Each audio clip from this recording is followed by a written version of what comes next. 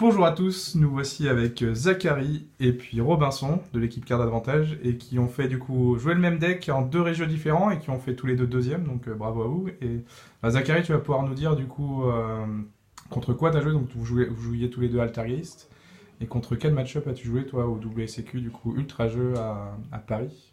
Alors moi j'ai joué deux miroirs, donc deux Altergeist, deux Sky Striker, un True Draco et un Danger Dark World. Et ma défaite, j'ai fait 5-1, ma défaite c'était un Sky Striker.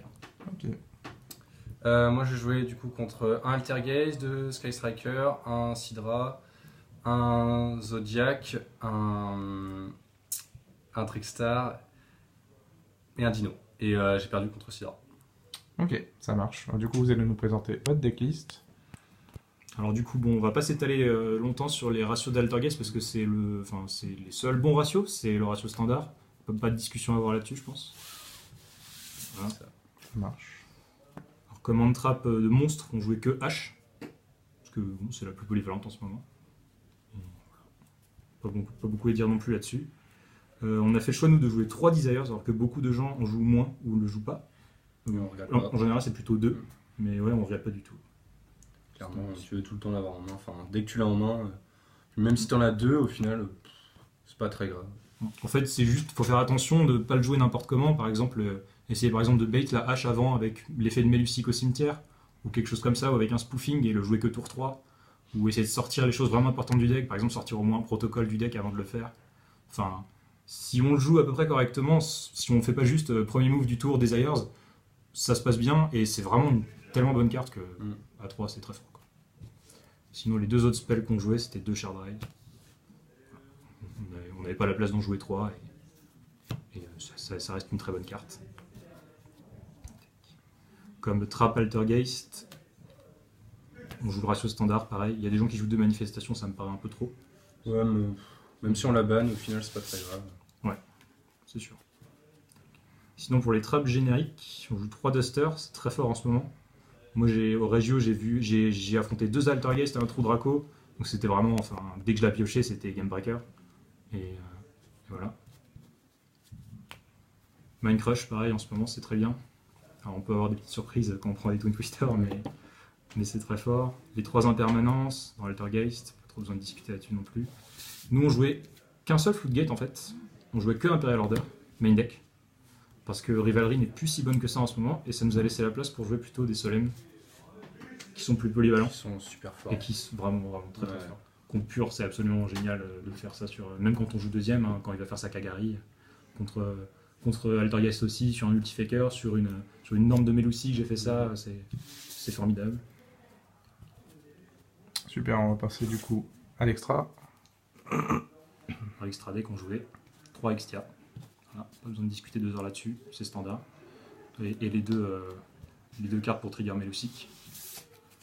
On va peut-être raconter ça à la fin, parce qu'on a une petite tech de Robinson.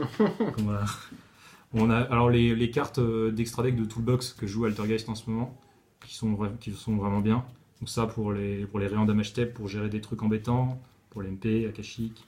Ça c'est pour gérer Border, parce qu'on peut faire avec Linkuribo et Multifaker et il passe au-dessus de Border qui est light. Ça c'est parce qu'on joue Waking the Dragon en side. On discutera un peu de Waking the Dragon après, mais voilà, ça c'est parce qu'on jouait Waking the Dragon en side avant. Et pour finir, la carte que Robinson avait dans son deck mais n'a pas utilisée. Non, c'est ça. Ah. C'était Pyrrhic. Ah, c'était Pyrrhic, tu la jouais pas encore? Non, je la jouais pas encore. Du coup, moi je l'ai joué au Regio.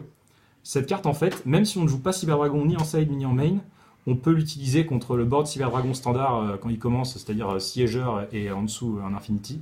On peut contact fusion les deux pour invoquer lui. Et du coup, en fait, on a géré son board sans utiliser une seule carte de sa main. Et c'est vraiment très fort. Donc voilà, on joue ça dans l'extra deck juste au cas où on a la place. Donc vu que c'est un deck qui est de plus en plus populaire, pourquoi pas. Et puis le side. Jouer 4 Secret Village. Ouais, trop fort aussi. Et 3 Typhoon.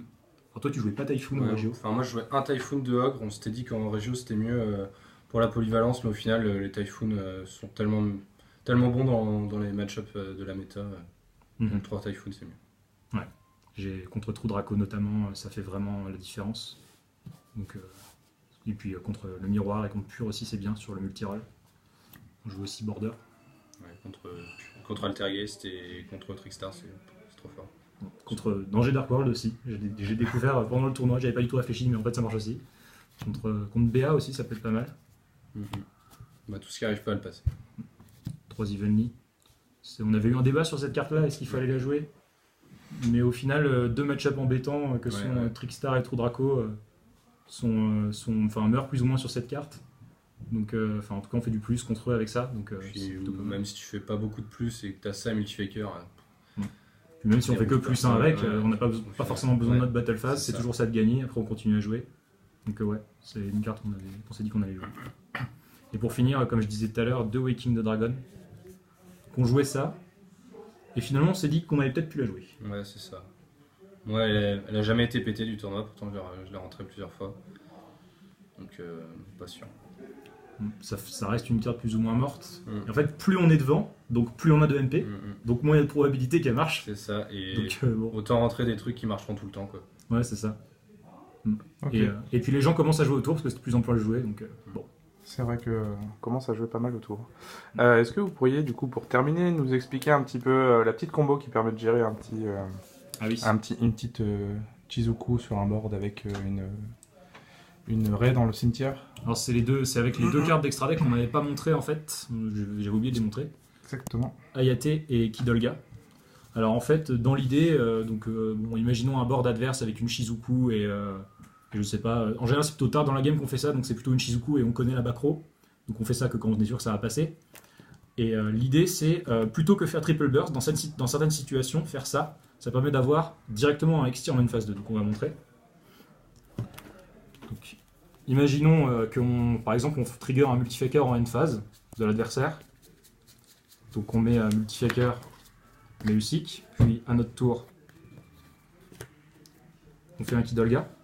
Alors dans l'idéal, en fait, il a sa Shizuku qui pointe vers notre fil, donc on met notre Kidolga au milieu. S'il n'a pas sa Shizuku qui pointe vers le milieu, qui pointe sur le côté, on peut le faire aussi, mais on fait 1500 de dommages de moins, mais ça reste bien. Donc voilà, on met Kidolga. Avec Melusik, on tuto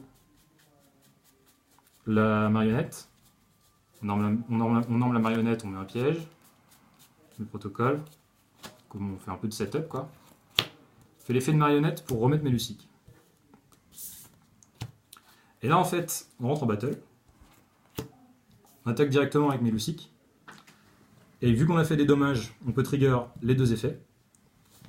Donc on met Kidolga en chaîne 1, Melusik en chaîne 2, qui cible la Shizuku.